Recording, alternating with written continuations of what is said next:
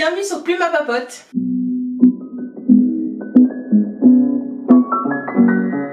On se retrouve aujourd'hui pour un deuxième épisode, une date des livres.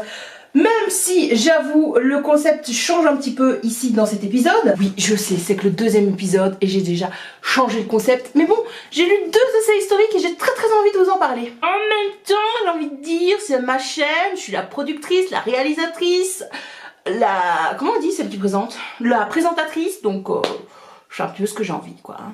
Voilà, c'est comme ça. Je vais vous parler de 2 essais historiques qui m'ont vraiment beaucoup plu. Le premier dont je vous parle, c'est un fauteuil sur la Seine de Amin Maalouf, dont je vous mets la couverture ici, ou là, je sais pas encore. J'ai tout de suite prêté ce livre à une amie, donc je peux pas vous le montrer, et ça a été une très belle découverte, une belle petite pépite. Il faut savoir que j'ai acheté ce livre parce que Amin Maalouf est un de mes auteurs préférés. À chaque fois que j'achète un livre d'Amin Maalouf, c'est un petit peu comme si je m'achetais une boîte de pralines. Je sais jamais sur quoi je vais tomber. Est-ce que ça va être un roman? Est-ce que ça va être un essai historique ou un essai tout simplement? Est-ce que un de ses écrits va chambouler toute ma vie et tout ce en quoi je crois? Ça a été le cas en tout cas avec un de ses livres. Donc voilà, découvrir, lire Amin Maalouf, c'est à chaque fois, je trouve, une petite expérience qui en vaut la peine. Donc de quoi s'agit-il? Eh bien, je sais pas vous dire si c'est vraiment un essai historique ou un roman historique. C'est un petit peu des deux. Amin Maalouf aime bien jouer comme ça avec les limites, et donc on ne sait pas vraiment dire si ce livre est dans telle catégorie ou telle catégorie. Mais ce qu'il faut savoir en tout cas, c'est qu'Amin Maalouf a été admis à l'Académie française et qu'il occupe le 29e fauteuil de cette académie. Alors moi je ne connaissais absolument rien par rapport à l'Académie française quand j'ai commencé la lecture de ce livre, et grâce à cette lecture j'ai appris plein de choses. Ce qui est sûr en tout cas, c'est que dans ce livre on retrace 400 ans d'histoire le long de la Seine. C'est le titre du livre, puisque l'Académie siège dans un bâtiment près de la Seine, et elle tient déjà un rôle prépondérant dès le premier chapitre.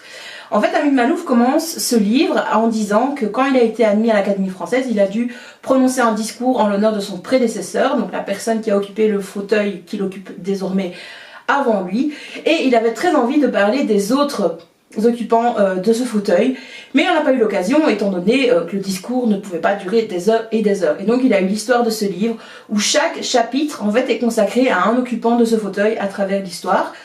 Tout ça est classé par ordre chronologique, et même si on n'est pas très intéressé par l'Académie française, c'est mon cas, franchement je m'intéresse pas trop à ce qu'ils font ou qui ils sont et à quoi ça sert tout simplement l'Académie française.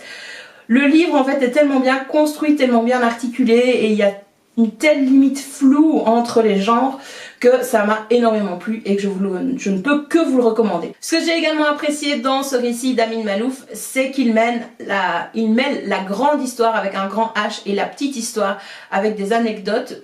En tout cas, on pense que ce sont des anecdotes, mais qui illustrent parfaitement le temps, l'époque dans laquelle cela s'inscrit, le personnage qu'on suit s'inscrit, et ces anecdotes finalement sont le reflet d'une société de l'époque et des missions de l'académie de l'époque et des pensées de l'époque, et tout ça est très instructif, alors que finalement on a l'impression de lire des anecdotes un petit peu juxtaposées. Le seul bémol finalement, c'est qu'on ne va pas vers une fin. On ne va pas vers un événement chamboulateur, créateur d'un autre changement. C'est juste une succession d'histoires, on va dire.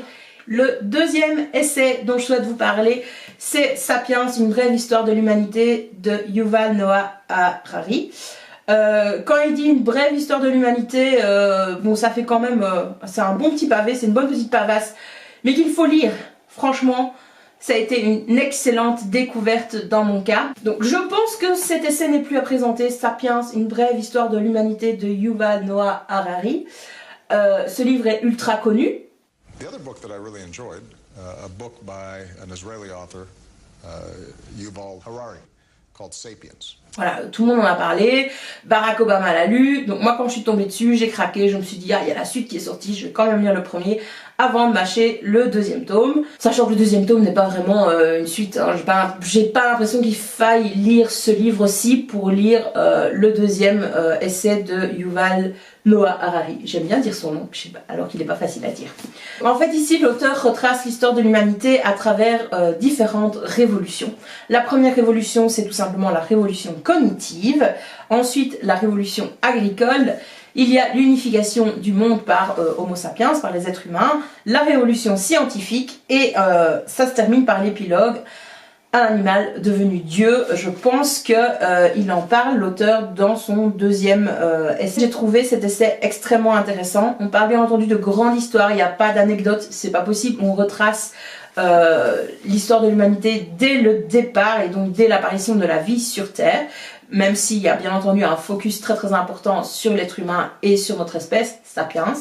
En tout cas, j'ai trouvé ça extrêmement intéressant, surtout les deux premières parties, donc la révolution cognitive, finalement, comment est-ce qu'on en est arrivé, nous, êtres humains, à penser et à être là, à exister, qu'est-ce qui nous différencie des animaux dans notre évolution, et puis la révolution agricole, parce que je n'avais jamais envisagé les choses du même point de vue que l'auteur. À savoir aussi qu'il met à chaque fois en bas de page les sources sur lesquelles il s'appuie, ce que j'ai fortement apprécié. Ça donne vraiment un cachet et enfin une force au livre. On sait ainsi vers quelles sources se tourner, quels articles lire, et ce sont bien entendu des articles scientifiques. Ici c'est c'est un livre qui est adressé au grand public, mais c'est un ouvrage scientifique, il en a en tout cas toutes les caractéristiques, il n'y a rien inventé. Par contre, c'est vrai que l'auteur donne de temps en temps son avis et son point de vue, par exemple pour la révolution agricole, où il explique que selon lui, c'est la plus grande arnaque qui est jamais arrivée à l'être humain, puisque voilà, l'être humain maintenant est attaché à la propriété, et que c'était pas le cas avant. Donc voilà, pour lui c'est un piège, et quand il parle, quand il donne son avis, c'est à chaque fois extrêmement bien expliqué et mis en avant, donc on sait que ce n'est pas une donnée scientifique, mais que c'est bel et bien l'avis de l'auteur. C'est un livre que je recommande. Je pense que si tous les êtres humains, tous les Homo sapiens sur Terre le lisaient, eh ben il y aurait moins de cons, j'ai envie de te dire. Voilà, l'humanité ne s'en porterait mieux que mieux, la société ne s'en porterait que mieux. J'ai été affolée en découvrant qu'en fait à chaque fois qu'Homo sapiens a colonisé un espace sur la planète Terre, et ben tout l'écosystème est mort. Je me suis dit, mon Dieu, mon Dieu, mon Dieu. Voilà, c'était à se taper le livre sur la tête, parce que ça ramène à des réflexions du style, mais attends, si moi je fais partie d'une espèce qui détruit tout sur son passage, volontairement ou involontairement, et que moi, les valeurs auxquelles je tiens, ce sont des valeurs écologiques, de protection de l'environnement, est-ce que je vais pas à l'encontre de tout ce qui fait que je suis humaine? Enfin, je sais pas si vous avez suivi, mais voilà, ça c'est une des questions que le livre a soulevées chez moi. Alors également, si tout le monde doit lire ce livre, c'est parce qu'il rappelle bien que l'être humain, peu importe les différentes races, puisqu'à un moment donné il y a eu plusieurs races d'êtres humains sur Terre, c'est plus le cas maintenant. Ce livre l'explique extrêmement bien et explique bien que Sapiens est originaire d'Afrique. Donc tu as envie de dire et de prendre ce bouquin et de le taper sur la tête de tous les racistes par le monde, de dire mais lis, tu comprendras mieux. Mais bon, on peut pas apparemment. C'est assez effarant aussi de savoir qu'il y a eu une époque, il y a eu un moment donné dans l'histoire où il y avait plusieurs races d'êtres humains. Ce n'est plus le cas maintenant, nous sommes tous des sapiens. Peut-être que les sapiens vont évoluer et changer, peut-être, mais bon, en attendant, il n'y a plus que cet ancêtre commun là, c'est sapiens, et ce sera l'ancêtre commun pour tous les autres êtres humains qui viendront après. Et donc de savoir que finalement, notre espèce, sapiens, a liquidé et laminé les autres pour des raisons X et Y. Donc il fait ici des suppositions sur pourquoi les Néandertals ont disparu. Est-ce que Sapiens a eu une carte à jouer là-dedans? Il est plutôt de cet avis-là, et bon, c'est assez effarant de se dire, ok, je suis pas responsable de ce que mes ancêtres ont fait, et surtout il y a autant d'années, mais ça fout des frissons dans le dos, quoi. On est une sale race, moi je vous dis. Franchement, ça remet un petit peu l'humain là où il doit être, dit, ok, c'est magnifique, toutes les évolutions, toutes les révolutions qu'on a connues, Mais c'est vrai que c'est quand même un petit peu beaucoup pessimiste, ce bilan de l'humanité à notre époque dans ce livre-là. Alors, je dis que c'est un petit peu pessimiste, mais j'ai pas l'impression que l'auteur soit défaitiste ou quelque chose dans le genre. Il se contente d'observer certains phénomènes, certaines choses et de dire voilà l'état actuel des choses, voilà d'où on vient et ce qu'on a fait et voilà probablement où on va aller. Je pense que voilà, un essai historique, l'histoire, la branche d'histoire, c'est quelque chose de très très important. Il faut savoir d'où on vient pour décider de où on va aller et c'est pour ça que je dis que cette lecture est essentielle et que je la recommande à tout le monde. Surtout aux cons. J'espère que je vous aurai donné envie de découvrir ces deux essais historiques. N'hésitez pas à me dire en commentaire s'ils vous tentent, si vous les avez lus, ce que vous en avez pensé, etc. etc. Et si vous avez des recommandations de dates pour des prochains épisodes ou des recommandations de livres tout simplement, n'hésitez pas à les partager avec moi. À bientôt!